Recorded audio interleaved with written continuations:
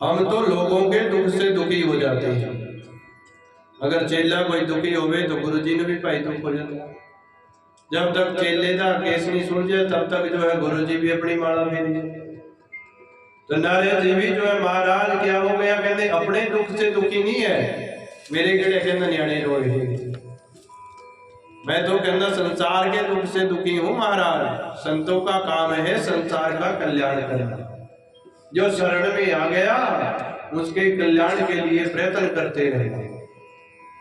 महाराज आप किसके दुख से दुखी हैं? कहते महाराज मैं तो कई स्थानों पर घूम कर आ रहा हूं, मन बड़ा उदास था। मैंने सोचा भी महाराज धरती लोक पर चलता हूं।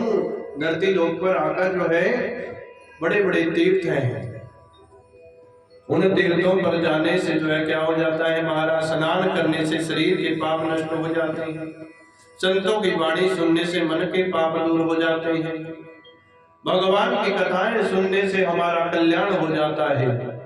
इसीलिए मैं भी धरती लोक पर गया।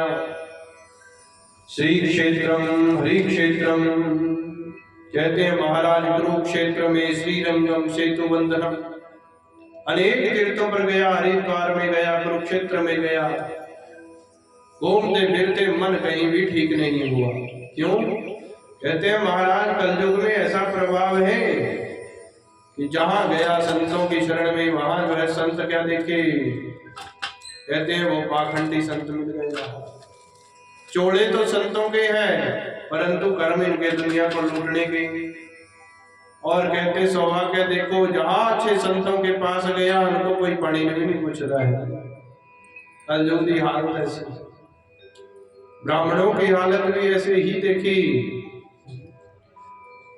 मंदिरों में जाकर जो है महाराज ब्राह्मणों की हालत भी अच्छी नहीं देखी, वो भी लोभ लालच में पड़े। और आगे गए गृहस्थी में गए तो महाराज कहते हैं वहां भी अच्छा नहीं देखा। कहते क्यों? कहते घरों से राम नाम तो गायब भी हो गया, वहां टाइम तीवी आदमी में लड़ाई चली हुई है और सफाई कम नहीं। कहते महाराज तरुणी प्रभुता के घरों पर स्त्रियों का राज है, जहां स्त्री जाने से मना कर दे बंदा जा नहीं सकता है। क्यों? भगवान ने तो स्त्री को पुरुष के साथ मिलाया। भगवान ने कहते हैं महाराज स्त्री को साथ लगाया है पुरुष के, परंतु कलयुग में कहते उल्टा हो गए, स्त्रियों के साथ पुरुष लगे हुए हैं। कहते महाराज घर घर में कलह मची हुई है और फलस्वरूप जो है लड़ाई झगड़ा सब में चला हुआ है। संतों की कुटिया पर गया तो कहा देखा महाराज बोर्ड मौनी बाबा का लगा हुआ है, परंतु रोड़ा सबसे ज्यादा अंदर थे। बोर्ड तो भी मौनी बाबा है भाई, बोलना मना है यहाँ मौनी बाबा, परंतु रोड़ा सबसे ज्यादा अच्छे थे आ रहे। आगे गए तो कन्या विक्रियणो लोभा दंपति नाम चक्र कर, कन्याओं को लोभ के कारण लालच के कारण बेचते खरीदे देखा। गौ माता जो है महाराज ऐसे ही घूम रही है। पहले कुत्ते सड़कों पर घूमते थे, अब गाय सड़कों पे, कुत्ते पे कोठियों आ गई। तो कहते महाराज कलयुग की दशा देखकर मेरा मन और दुखी हो गया। फलस्वरूप धीरे धीरे धरती पर घूमते फिरते एक स्थान पर देखा कि कुछ स्त्रियां जो है खड़ी हैं और एक स्त्री उनके पास बैठी है। उसकी जो है महाराज गोदी में दो बूढ़े पुरुष पड़े हुए हैं। दूर से देखकर मैं भी चल पड़ा, भी चलो मैं भी देख लेता हूं क्यों खड़े हैं। धीरे धीरे जैसे ही पास गया तो मेरा मन क्या कहने लग गया कि महाराज संतों का स्त्रियों से क्या लेना देना, इसीलिए मैं क्या करना वहां जाके, मेरा कोई जान का ना पहचान का। इसीलिए महाराज उनके पास से फिर मुड़ लौटने लगा। जैसे ही मुड़ के जाने लगा तो महाराज उसी समय पीछे से एक स्त्री ने आवाज लगा दी कि भो भो साधो क्षणं तिष्ठ मच्चिंतामपि नाशय, दर्शनं तव लोकस्य सर्वदा अघरं परम। हे महाराज महाराज हो साधु क्षणम तिष्ठ, जरा ठहरिए ठहरिए साधु महाराज, मेरी चिंताओं को हरण करते जाइए। क्यों? जब हमें कोई दुविधा पड़ जाती है तो क्या करते हैं हम?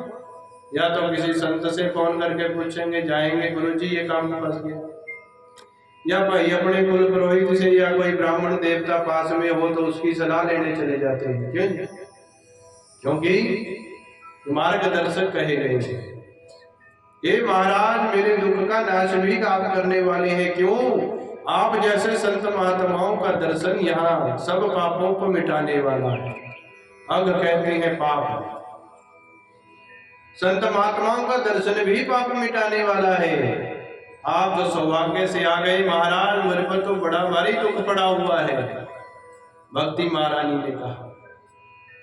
जैसे ही आवाज लगाई मैं मुड़ के चला गया, जाके पूछा भाई किसने आवाज लगाई? कहती है मैंने। कौन हो आप महाराज? ये वृद्ध पुरुष कौन है जो आपकी गोदी में पड़े हैं? और ये स्त्रियां कौन है जो आपको पंखे से हवा कर रही है, कोई पानी पिला रही है, सेवा कर रही है? जो पूछा गया तो महाराज उसने कहा कि अहम भक्ति रीति ख्याता इमो में तनयो मदो ज्ञान वैराग्य नामानो काल योगेन जर्जरो। महाराज मैं तो हूँ भक्ति, और महाराज मैं तो हूँ जवान, परंतु ये जो है मेरे दो वृद्ध पुरुष हैं जो पड़े हैं मेरी गोदी में, ये मेरे पुत्र हैं। एक का नाम ज्ञान है और एक का नाम वैराग्य है। काल योगेन जर्जरो, समय के प्रभाव से ये महाराज बूढ़े हो गए। हम भी समय जैसे जैसे बढ़ता चला जाता है बूढ़े होते चले जाते हैं। तो महाराज ये काल के समय के प्रभाव से बूढ़े हो गए, क्योंकि ऐसा समय चला हुआ है महाराज, ज्ञान और वैराग्य को कोई लेना ही नहीं चाहता। बोलिए गोविंद भगवान की। मैं तो महाराज भक्ति महारानी, संत महात्मा नारद जी ने कहा महाराज भक्ति महारानी को प्रणाम है, क्योंकि आप तो कृष्ण भगवान की प्रिया हो, भगवान की प्रिया हो। क्यों? जब तक इस हृदय में भक्ति नहीं आएगी तब तक भगवान से प्रीति नहीं होगी। जिसके हृदय में भक्ति महारानी डेरा जमाएगी उसे ही कथा में खिंचा चला आएगा। और बल स्वरूप जो है महाराज, आप जिनके हृदय में निवास करती हैं भगवान तो वहां खींचे चले आते हैं। भक्ति महारानी ने कहा महाराज अभी तो मैं दुख में हूं, अभी तो भगवान मेरा दुख भी दूर नहीं कर रहे। कहते हैं महाराज बिनु हरि कृपा मिले ही नहीं संता। जब तक कहते हैं महाराज भगवान की कृपा ना हो, आपको मार्गदर्शन करने वाला संत ब्राह्मण भी नहीं मिलेगा। क्यों जी? जब भगवान की कृपा होगी तो ही रास्ता दर्शनीय वाला मिलेगा, नहीं तो फिर जंगल में ही घूमते रहेंगे। ये भवाट भी है कहते महाराज। भगवान की आपके ऊपर कृपा हुई तो ही संत के दर्शन हुए हैं। तो महाराज भक्ति महारानी ने कहा वृतांत मेरा ये है कि उत्पन्ना द्रविड़े हम शाम। कहते हैं महाराज मैं उत्पन्न तो द्रविड़ देश में हुई और आगे चलकर जो है वृद्धिम कर्नाटक गता, कर्नाटक में बड़ी हो गई। क्वचिन क्वचिन महाराष्ट्र गुर्जरे दीर्णता गता, कहीं कहीं मेरा महाराष्ट्र में बड़ा आदरमान हुआ, पर जैसे ही गुजरात में पहुंची मैं बुढ़ी हो गई, मेरे बच्चे भी बूढ़े हो गए। फलस्वरूप जैसे जैसे आगे बढ़ी वृंदावन में आकर मैं पुनः तरुणी नवा, फिर से जवान हो गई। जैसे ही वृंदावन की भूमि पर पहुंची मैं तो जवान हो गई, परंतु मेरे पुत्र तो बूढ़े बेहोश अवस्था में बूढ़े हुए पड़े। इनको उठाने का प्रयास कर रही हूं, ये नहीं उठ रहे। वृंदावन में भक्ति बहुत है, परंतु ज्ञान वैराग्य जो है महाराज कोई कोई लेना चाहता है। ज्ञान किसी को हो या ना हो, राधे राधे तो सभी ही कहते हैं। भगवान की भक्ति वहां पर पूर्ण है। और महाराज ज्ञान और वैराग्य को लेने वाला कोई नहीं, तो कृपया आप इनका दुख दूर कीजिए। नहीं तो कहती है महाराज अगर ना हुए दुख दूर तो क्या होनी, कहती है विदेशम गम्यते, मैं तो और देशों में चली जाऊंगी।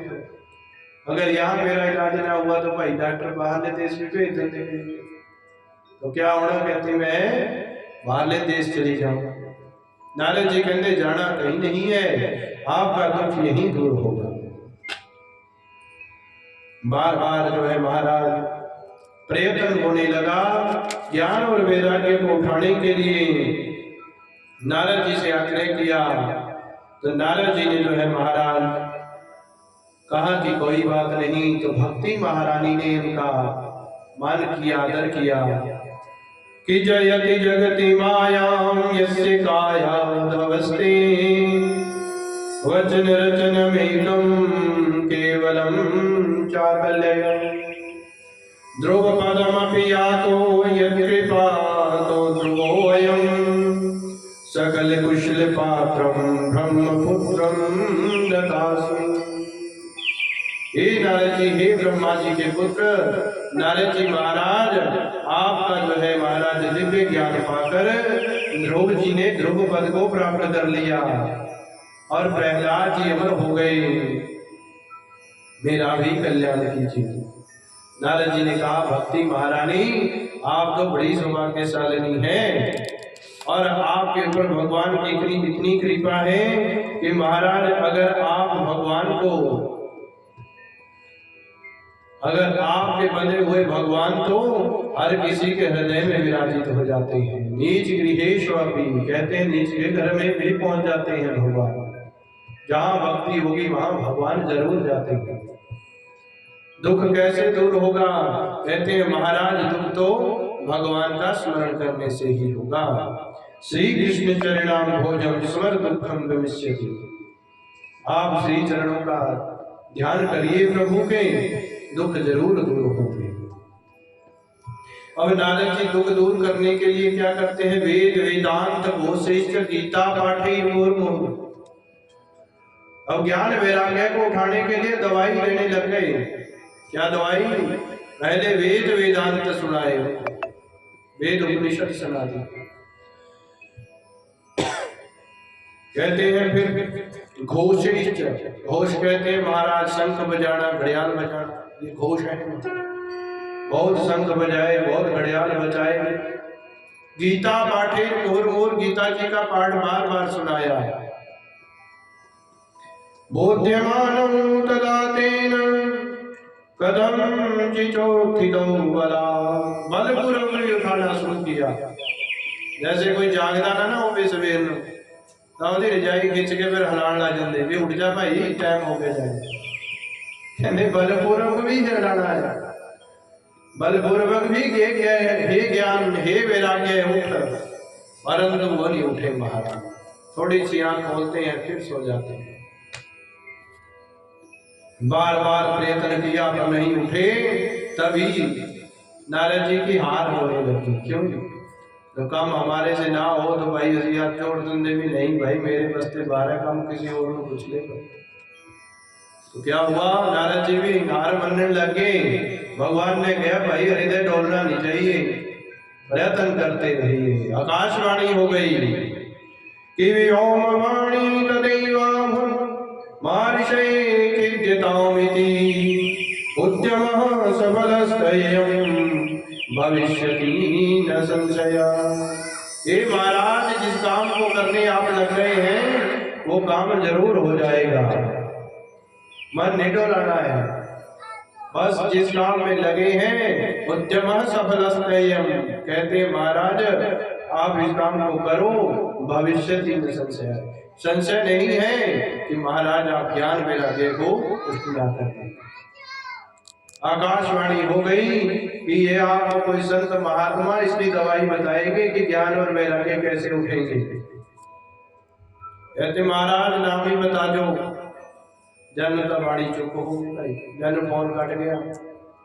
भगवान कहते तो क्या हुआ, कहते महाराज अब नारद जी सोच में पड़ गए कि आकाशवाणी झूठ नहीं कह सकती, इसीलिए मुझे प्रयत्न करना चाहिए। अब धरती पर घूमना शुरू कर दिया, यत्र तत्र कहीं भी गए। जहां संत मिले हाथ जोड़कर पूछा, महाराज ज्ञान वैराग्य को उठाने के लिए कोई कर्म बताइए। और छोटे मोटे संत नारद जी को देखकर कहते हैं, महाराज ये तो बड़े संत हैं, ब्रह्मा जी के पुत्र हैं, संतों में शिरोमणि है नारद जी भी, ऐसे वैसे संत नहीं है महाराज। कोई कहता, महाराज कोई बात नहीं, हमें तो इसके बारे में पता नहीं। जिन जिन का नाम सुनते चले गए लोगों का नाम होता है भी भाई फलाना संत बड़ा अच्छा है, विद्वान भी है, फलाना भी है। तो जाते हैं तो महाराज आते चुप्पी हो जाते, नारद जी ने देख के कहता मौन व्रत रखा वाली। बार बार सोच विचार करते करते महाराज चारों भाइयों, मैं तो आपके पास पहुंच गया बद्री विशाल धाम में, पर धरती पर अभी तक मुझे किसी ने वो दवाई नहीं बताई जिससे ज्ञान और वैराग्य उठ जाएंगे।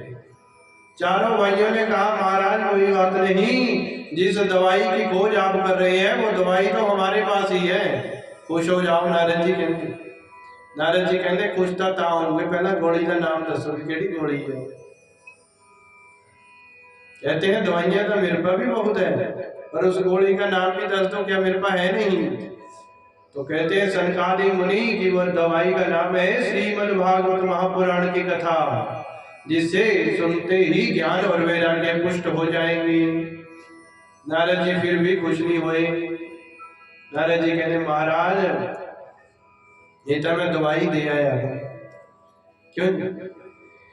कहते महाराज दवाई तो दे दी, पर दवाई ठीक तरीके का नहीं ना दी है। कोई दवाई गर्म पानी का लाती, कोई दूध का लाती, कोई ठंडे पानी का खानी पैंदी, वो तो हुण सानू पता भी किस तरह खानी। कहते महाराज मेरा विश्वास नहीं हो रहा। तो कहते कोई बात नहीं। सनकादि मुनियों ने कहा, नारद जी 3 सवालों के जवाब दे देना, वह उसके बाद आपको दवाई का पता चल जाएगा। अब पहले सवाल का जो है, सनकादि मुनियों ने कहा, महाराज ये बताइए कि आमूलाग्रम रसस्तिष्ठन्नास्तेन स्वाद्यते यथा से भूयास पृथक् भूत फले विश्व मनोहरा। कि महाराज आप जो है चले जा रहे हैं, चलते चलते एक आम का वृक्ष देखा, और आम का वृक्ष देखकर जो है क्या हुआ, उस आम के वृक्ष पर एक ही आम लगा हुआ है, और मन किया खा लूं, तोड़ा और तोड़कर खा लिया, आनंद बड़ा आया। खाकर जो है बड़ा मीठा आम बजा भाई, आनंद आ गया, परंतु है ही एक था तो खाने की इच्छा और हो गई। तो कहने लगे, महाराज आम तो हो रहा नहीं था, जे तुसी उस टाइम कहो भी पत्ते खा लिए, लकड़ियां चबा लिए अंब दियां। तो कहते जेड़ा स्वाद उस अंब दे विच ते आ रहा था, कहते क्या वो पत्ते खाने से, लकड़ी खाने से आ जाएगा? कहते नहीं महाराज। दूसरा दृष्टांत दिया कि यथा दुग्धे स्थितं सर्वैर्न स्वाद्योपकल्पते पृथक् भूतं हि तद्गभ्यं देवानां रसवर्धनम्। हे महाराज, दूध से ही घी माखन बनता है। घी बनता है किससे? दूध से ही। यदा दुग्धे स्थितं सर्वैर्, कहते हैं परंतु महाराज दूध से घी बना है, उसकी विधि है कि दूध को पहले दही बनाओ, जमाओ, फिर जमा कर फिर मलाड़ी लगाओ, बनाओ, फिर माखन निकलेगा, उसको गर्म करो तो देसी घी बन जाएगा। अब जो मिठाइयाँ घी में बन रही हैं, कहो कि महाराज पकौड़े बन रहे हैं, घी में कटने थे, करते करते घी खत्म हो गया, भी चलो कि कहते दूध में नहीं निकलिया हुआ, इसीलिए कि इसी जगह कहते दूध ही पा दूंगे, कहते कढ़ाई में। क्या जो पकौड़े कहते महाराज की में बन रहे थे दूध में बन जाऊंगे? नहीं। तो तीसरा दृष्टांत दिया, कहते हैं इक्षुणामपि मध्यास्तम शर्करावाप्य तिष्ठति पृथक् भूता च सामिष्टा तथा भागवती कथा। महाराज गन्ने के रस से ही शक्कर बनाई जाती है, चीनी बनाई जाती है, वो पहले ही उसमें विद्यमान है, अलग से पालन देसी। गन्ने का रस निकालूंगे, कलाड़ी में से कटूंगे, गर्म करूंगे, चीनी शक्कर बनाऊंगे, फिर चाह मिठाइयां उससे बढ़ जाती हैं। परंतु कहे कि महाराज चाह बनाते बनाते चीनी मुकली, रस पे आ रहा भी पेवा, इसमें से असी राशि पा ली, कहते चाह में क्या होना, वो चाय फट जानी महाराज, वो पीने के काम नहीं। कहते महाराज जिस प्रकार आपके बल से जो आनंद आता है वो डंठल लकड़ी चबाने से नहीं आ सकता। जो काम दूध में हो सकता है, घी में हो सकता है, तो कहते हैं महाराज वो उसी दूध से नहीं हो सकता जिससे घी निकला है, और ना ही कहते हैं महाराज वो गन्ने के रस से हो सकता है जिससे चीनी बनी हुई है। जो काम जिससे होगा वो उसी से ही होगा। तो कहते हैं महाराज मैं तो समझ गया कि सब शास्त्रों का निचोड़ वही है, क्या, श्रीमद्भागवत महापुराण की कथा। जैसे दूध का निचोड़ घी है, शक्कर का जो गन्ने का रस है उसका निचोड़ चीनी शक्कर है, और हरे पूरे फल का वृक्ष का जो निचोड़ है वो फल में है, उसी प्रकार जो है जो कर्म का फल है, जो शास्त्रों का, जो वेदों का, उपनिषदों का जो सारा रस है वो श्रीमद्भागवत महापुराण की कथा है। बोले गोविंद भगवान की। कहते महाराज मैं तो समझ गया कि दवाई परफेक्ट है, मेरे देने में ही गलती हो गई। क्यों महाराज? कहते हैं मैं तो 4 श्लोक पढ़ाए भागवत के। क्यों? क्योंकि विष्णु भगवान ने यही 4 श्लोक ब्रह्मा जी को, और मैंने अपने पिता ब्रह्मा जी से 4 श्लोक ही प्राप्त किए। मैं तो वही 4 श्लोक सुना के आया हूँ महाराज। सनकादि मुनियों ने कहा नहीं महाराज ये कथा तो बड़ी दिव्य है। तो कहते हैं महाराज फिर ज्ञान वैराग्य को पुष्ट करने के लिए बताओ कहाँ कथा होगी।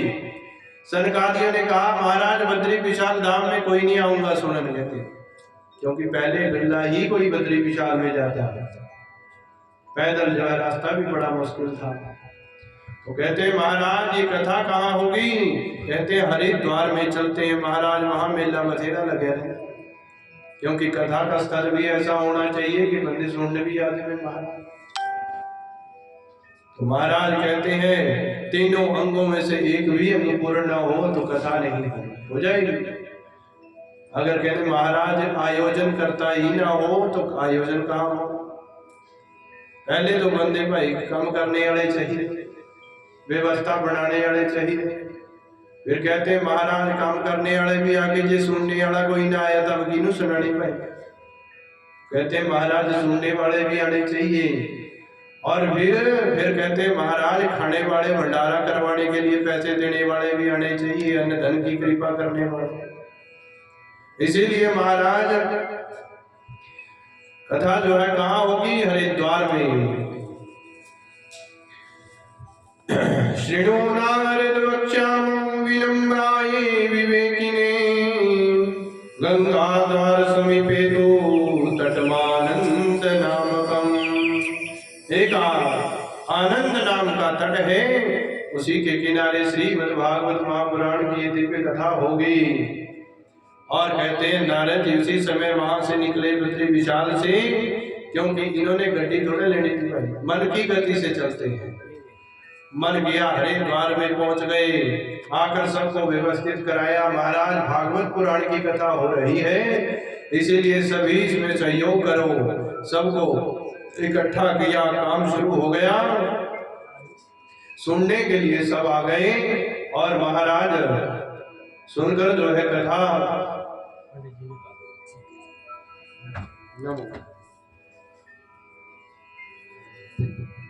जय श्री राम सुनने के लिए आए। तो महाराज सुनने के लिए कथा सुनकर जो है दिव्य कथा सुनी, और सब इकट्ठे कर लिए, और सब आ गए। कहते हैं भृगु वशिष्ठ अत्रि बुलस्त्य क्रतु।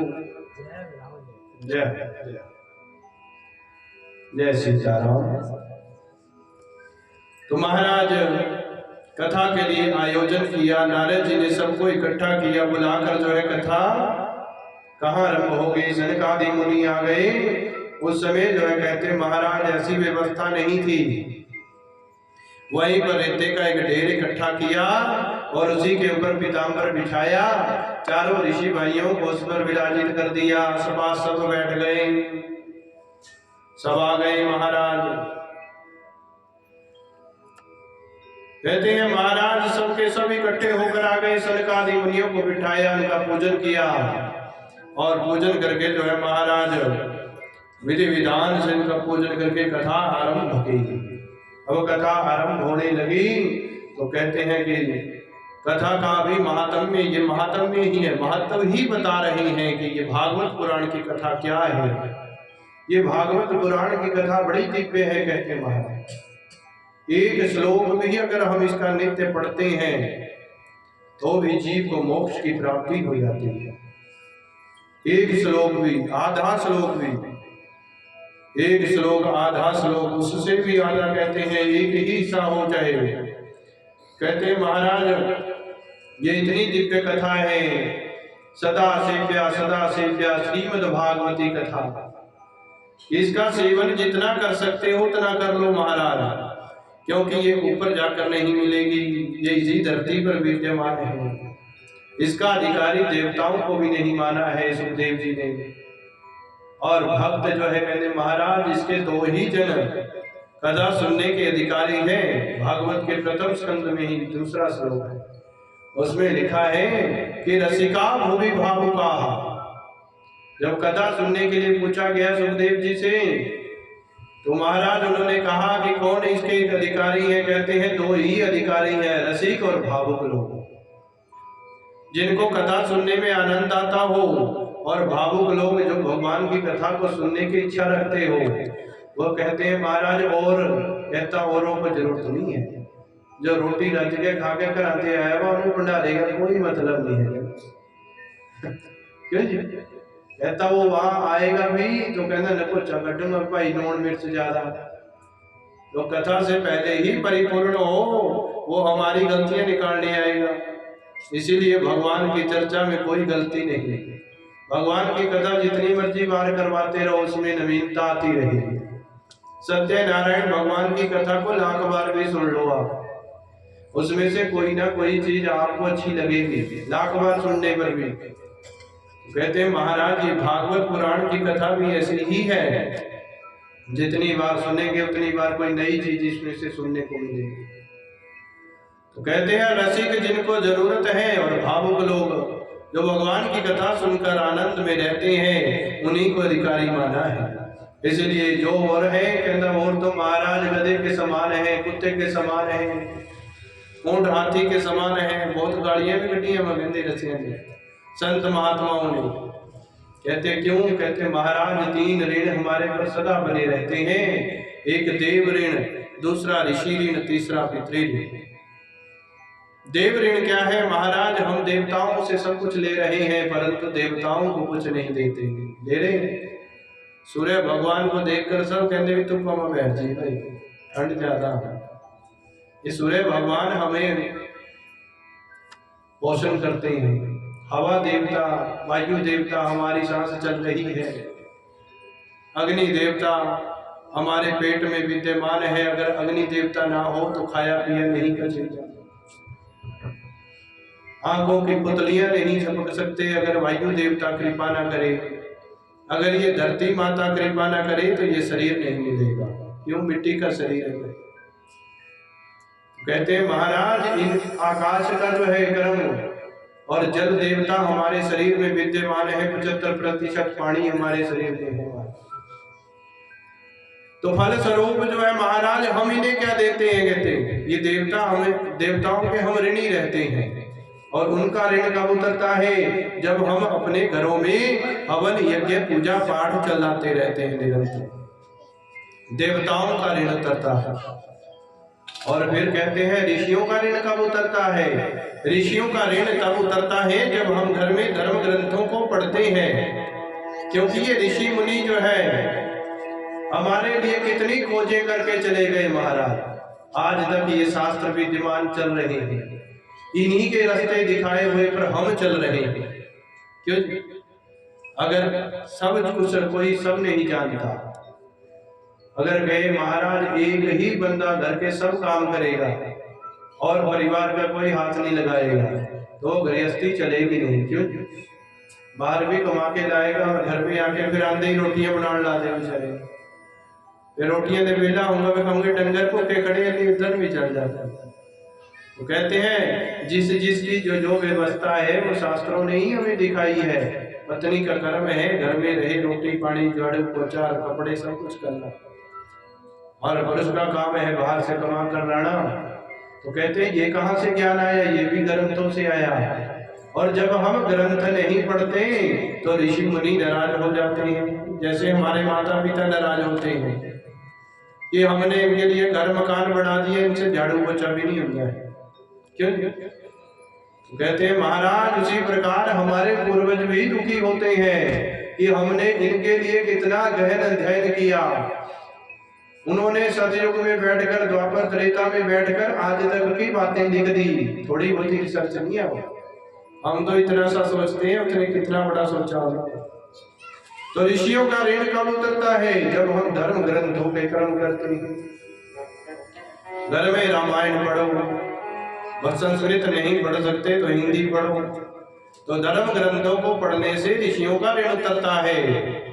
और कहते हैं पितृ भक्ति करने से पितरों का ऋण उतरता है।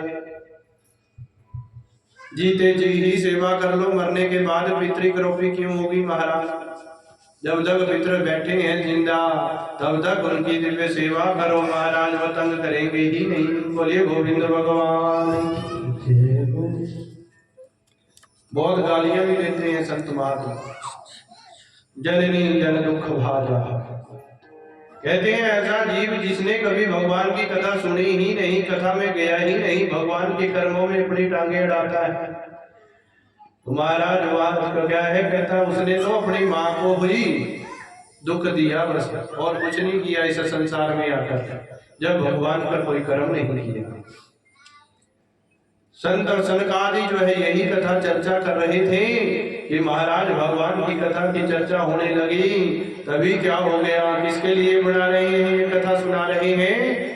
ज्ञान और वैराग्य की पुष्टता के लिए। पढ़े कहाँ है महाराज? ज्ञान और वैराग्य किथे पे? वृंदावन की भूमि में। और कथा किथे हो रही है? हरिद्वार में। और वृंदावन में और हरिद्वार में देखो कितना फर्क है। भगवान की कहते ये दिव्य कथा ऐसी है महाराज, जहां मर्जी कर लो आपको वही किसी दे आएगी। जिसके नाम से करेंगे वो पितृ देवता और सब देवता वहीं पहुंच जाएंगे महाराज। वृंदावन में जो है ज्ञान वैराग्य पड़े हैं, कथा हरिद्वार में तटमा आनंद नाम का, आनंद नाम के तट पर कथा हो रही है। जैसे ही महात्म में शुरू हुआ सब जो है बैठे हैं, पंडाल भरा हुआ है, और कहते हैं कथा के बीचों बीच भक्ति ज्ञान वैराग्य जो है पुष्ट होकर निकल गए। जवान होकर जो है ताता थैया करती हुई भक्ति महारानी बीचों बीच प्रकट हो गई। श्री कृष्ण गोविंद हरे